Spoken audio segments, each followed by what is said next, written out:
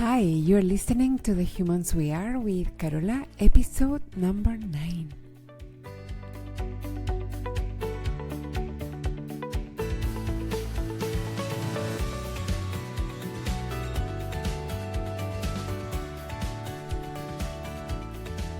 Hello, my lovely human friends. What's going on with your human? You know that my mission here is to help you get more intimate with the human you are so that you can take better care of her, love her more unconditionally, and also help her create anything she freaking wants. Over here, I am exploring about my hormonal health. You know, I'm 47 years old, and that puts me in perimenopause. I've been reading and listening to Dr. Sarah Gottfried.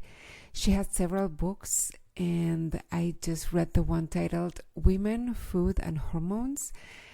I think that's her most recent one. And I am now reading one called Younger, and it's about a program to reset your genes and reverse aging and turn back the clock 10 years. I mean, who doesn't want that? By reading, I mean listening, by the way. That's how I can consume up to 5 to 6 books a month. And if I had to actually read them, I don't know that I would be so fast. I recently joined one of her live Q&A calls. They're super massive. The one that I was in had over 900 people live. So almost like 1,000 people. It was wild. And I raised my hand and I was called on and I got my questions answered. I highly recommend to look her up if you suspect that your hormones might be out of whack, or like if you're a human and you're, I don't know, ages 30 and up probably. She really talks about all the stages of women's hormonal health. And I realized that I had never given that much attention or importance to my hormonal health. And I am starting to realize how vital it is to educate yourself and take early measures to prevent unnecessary pain further down the line. And by pain, I mean struggles with mood, pain, like literal physical pain, depression, weight gain, bone loss, wrinkles, stamina, libido, ability to focus, ability to advocate for yourself, deterioration in your sleep quality. Like, you name it. Seriously, I'm saying so clearly now how empowering it is as a woman when you understand how your body and your mind or your psyche work together and how you can optimize for maximum well-being. So if this topic is of interest, please let me know. I am learning a lot that I can share, and I also might have access to some experts that I could try to bring on the podcast or maybe direct you to other resources. So if that's interesting to you, please let me know. I could also just compile a list of resources if there's enough interest. All right, that's what me and my human have been working on. And I have to share that she gets really excited about these things. It's to her, it's not too overwhelming to learn more and to be exposed with information. We love going down rabbit holes and learning everything about a topic. I've always been this way. And you know your human better than anyone. Even if you feel like you don't know yourself that well, if you feel like you don't know your human that well, you still know her better than anyone. And let her guide you. Let her tell you, let you know let yourself follow her lead when it comes to how much information at a time is manageable for your system to manage. Okay, as a brief recap, in episode 5, I asked you what a life well lived meant to you and offered 4 tools to help you find your own personal answer to the question. 2 weeks ago, in episode 7, I covered the first tool, value alignment check, and last week we covered the second tool, using your time intentionally. Today, we're diving into the amazing world of emotions, and I will answer the following questions. 1, what emotions are and what they are not. 2, why it's important to learn to feel them, and that might sound weird, like how come do I need to learn to feel them? Like, don't we all do that just naturally? And you will find out that that's not always the case, and what you can do about it. And number 3 is how to expand your capability to feel both pleasant and unpleasant emotions. All right, let's go. So number 1, what emotions are and what they are not. So we will say that an emotion is a chemical cascade in your nervous system that manifests as physical sensations in your body as a response to either a conscious or an unconscious thought in your mind, or they can also be an automated response of your nervous system to like a pattern recognition. I am not going to dive too deep here, but for the sake of keeping the episode short but also giving you enough, I want you to notice these 2 different natures of emotions in your human, because that's going to help you take care of her and understand her so much more effectively. So I'm going to give you a few examples of these 2 types so that you can see what I mean. So, the type of feeling that is created in your mind by a conscious or unconscious thought is, for example, when you are in a meeting and you're giving a presentation and someone keeps interrupting you, or maybe they say that there's a mistake in your slides, and you react to that thinking, this person doesn't respect me. And when you think that thought, it creates for you a feeling of anger or frustration, maybe resentment, disconnection, etc. Or, this is another example. Let's say that your child is acting out and you think the thought, he or she shouldn't be such a brat, or why can't they behave for a change? That thought will also create a feeling of, again, anger, frustration, maybe shame, maybe some guilt. Or, here's another example.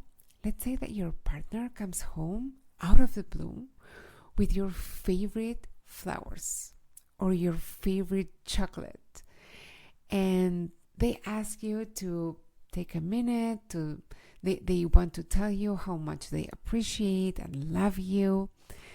And in that case, you might easily think like, wow, how lucky am I? They love me so much and I love them too. And that will create for you feelings of loved, appreciated, safe, secure, confident, proud, grateful. Right, so what these examples have all in common is that your brain creates a narrative. It creates a story, an interpretation of a circumstance.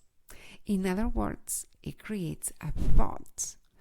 But that thought is completely optional. There are other narratives that could be created in each of those circumstances that will create completely different feelings. Like, for example, in the first case, when the person interrupted you, if the narrative had been, wow, they really need to make a good impression on the higher ups, they're really working hard on making a good impression, which might be also true in that scenario, that will create a completely different feeling. Like, for example, it might trigger in you compassion. You might feel like you can relate to that. Or in the case of when your kid is acting out, a different narrative that would also make sense in that case and could also be available to you could be something like, poor child, she's super tired, or they are hungry. And that could create empathy or even love. And in the third scenario, when your partner comes home and gives you presents and tells you how much they love you, a person could also get suspicious and think, wow, they must be overcompensating. Maybe they did something that I don't know yet. Or more tragically, you might think that maybe they have a grim diagnosis and that's what prompted the flowers and all the behavior. You see, there's an optional narrative that creates a certain experience for you about a circumstance. And there is always one type of narrative that is going to come more naturally to you. But if you take a minute, you will be able to identify different alternatives to that one that create slightly or even completely different feelings for you in the face of the exact same circumstance. So that is one way in which emotions are created in your brain. And the second type of feeling is the one that we associate with our gut, and sometimes we can also call it intuition. So when you enter a room where other people are maybe in a meeting and you can feel that tension instantly, or when you're walking home at night and you hear steps closing in behind you and you immediately feel that you're in danger, for example. That's not the same case as in the first type of emotions. This is more like your nervous system acting as an antenna, as a detection system that helps you take action more quickly and get into those fight or flight or freeze responses. Okay? So the main characteristic of an emotion, and I'm going to use the words feeling and emotion interchangeably, is that they happen in the body and they manifest as different sensations. And a key aspect is that they come in waves and they don't last that long unless we keep recreating them with our thoughts. And one of the main mistakes that we make about emotions is to think that they happen to us as a consequence of a circumstance or a change in circumstances. We think that they, like something will happen to us in our surroundings, and as a reaction, we will feel a certain way. And that is the case, but that is also not the whole story. It's just a tiny bit. So you see, I like thinking of emotions as skills that we practice and develop. And make no mistake, you have been unconsciously practicing some emotions more than others your whole life. You maybe very easily go to anger in certain situations. Maybe you have a lot of practice at anger. Right? And the more that you practice an emotion, the easier it gets for you to go there. Maybe you can be easily offended because you've practiced that more than other ways of responding to a situation. Or maybe you're one of those people who can feel very easily positive and optimistic no matter what's going on. So emotions are not just reactions to a circumstance or something changing. You can practice and develop them as you would with any other skill. And this goes for both pleasant and unpleasant emotions. The more you practice them, the easier it gets to connect with them and to recall them when it's appropriate. Okay, why is it important to feel them? Let's take a minute and listen to what your own internal wisdom has to say about this. Why does your wise inner self think it's important to feel your feelings? I will share with you 3 reasons that I think it's important. So one is that everything you want in life, everything you do is because you're either chasing a pleasant feeling or running away from an unpleasant one. Everything. You want a promotion at work because you want to feel appreciated. You want to feel successful, competent, acknowledged, recognized. You want a trip to Italy because you want to feel adventurous, romantic, surprised, pleasured, satisfied. Or maybe you want to lose weight because you want to feel proud, healthier, comfortable. You save for retirement because you don't want to feel scared about your future finances and you want to feel safe and secure. So if we are always chasing a feeling, if we want to feel better or less bad, we better practice actually feeling how we want to feel, because if we don't, we're actually left just with that initial reaction part of them, as I mentioned before, and we won't know how to milk them, those situations. The second reason why I think it's important is because they are there for a reason and they carry important information. And sometimes we call that processing. So they need to be processed. What we mean by that, by processing, is basically just letting the physical sensations that the emotion creates in your body run their course through your body and sort of like complete that cycle.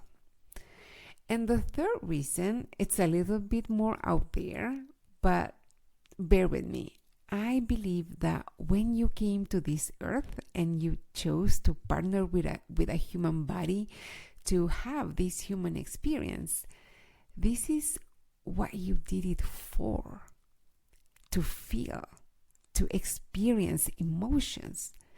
And the reason we call some emotions pleasant and some unpleasant is because of how they feel in the body. I think of them as an interface between your soul and your body. And in order to get to know the human you are at a deeper and more intimate level, well, emotions are the key. They hold wisdom and information to guide you in the direction of your purpose, really.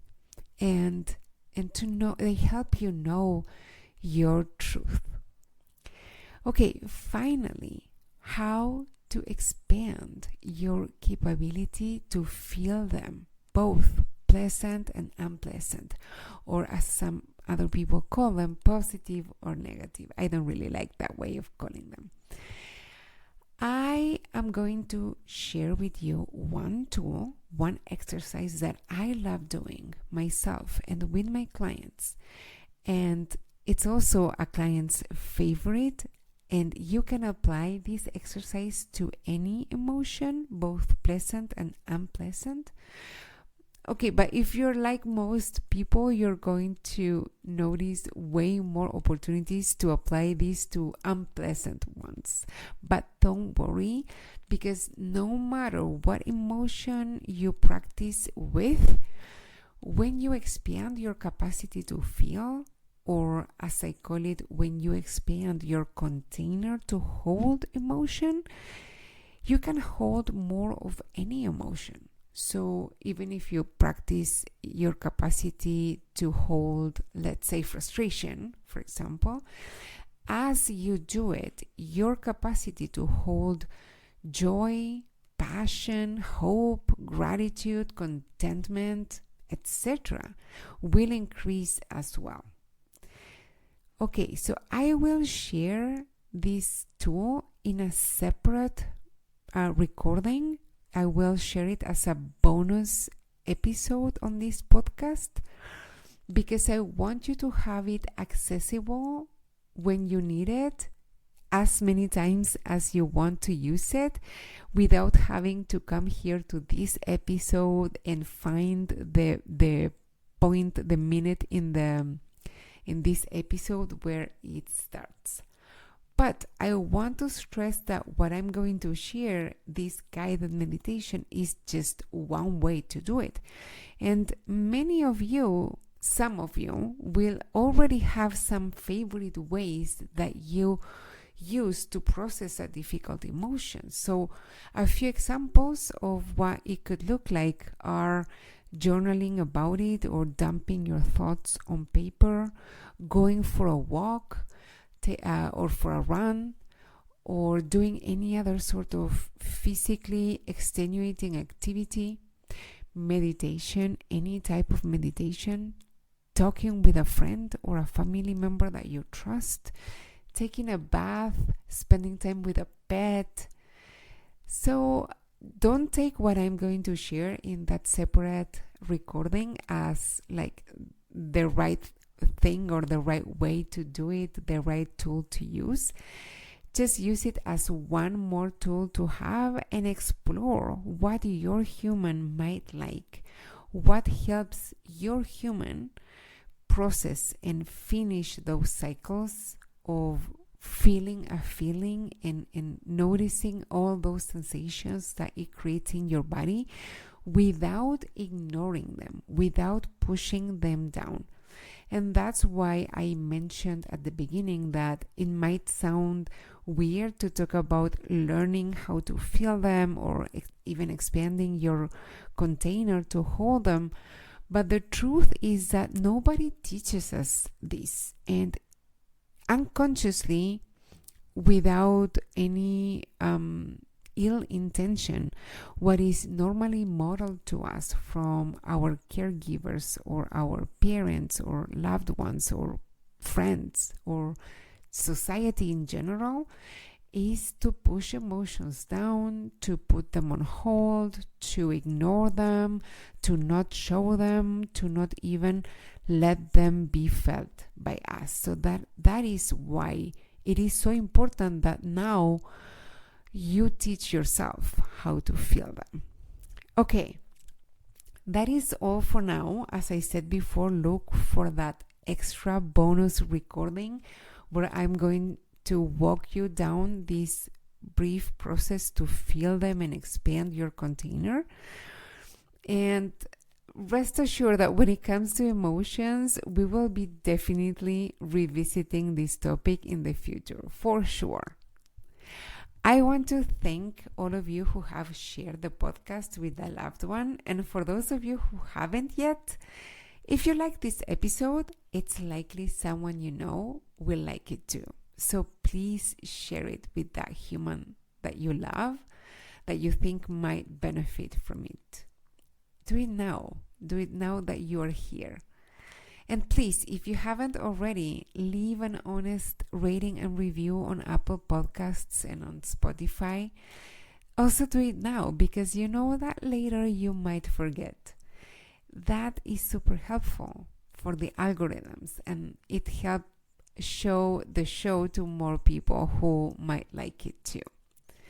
Today, I want to acknowledge the person who left a 5-star review by the name of MSTPER.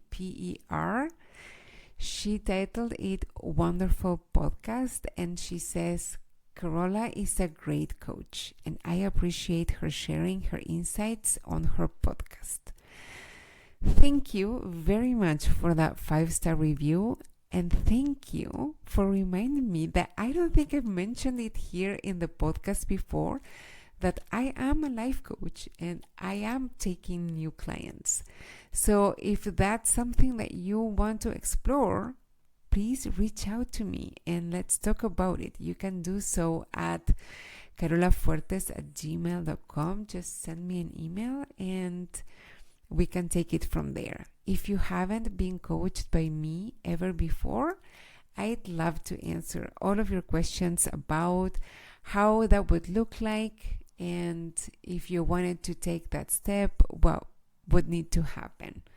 And if you have been coached by me before in any of the programs that I've coached in the past, and you're interested in a maintenance session or just like a one-off type of thing, head over to my IG profile at Fuertes Carola. IG is Instagram, by the way, and you will find there in my bio a link to a limited time offer designed just for you if you've been coached by me before. Next week, we will have the final episode of this Life Well Lived series, and I will be talking about building a favorable predisposition towards yourself. That's not something that we do naturally.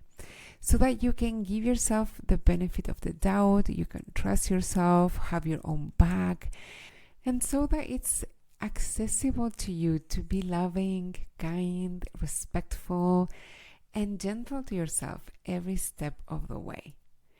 Okay, that's all for now, my lovely human friends. I will talk to you soon, and in the meantime, notice an emotion that your human is struggling to process and or maybe is feeling uncomfortable with, and use that bonus guided meditation to process it and to make more space for it.